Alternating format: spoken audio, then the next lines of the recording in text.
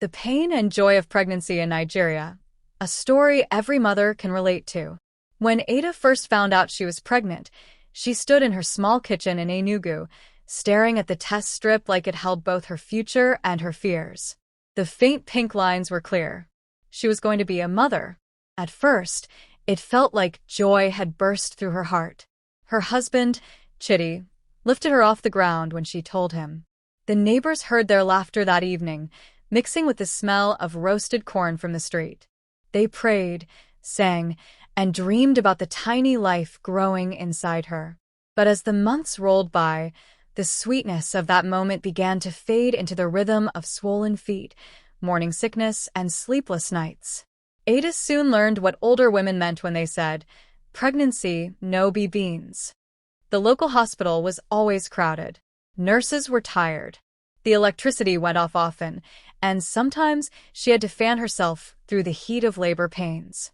Yet, despite all this, every kick she felt from her baby reminded her that something beautiful was taking shape inside her.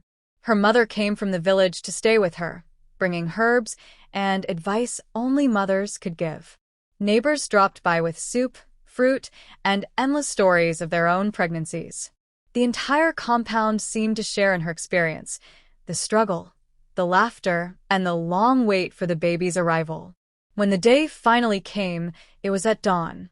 The rain had just stopped, and thunder still rumbled far away. Ada cried, prayed, and pushed until she heard her baby's first cry. The sound broke her. Every ache, every sleepless night, every fear, gone.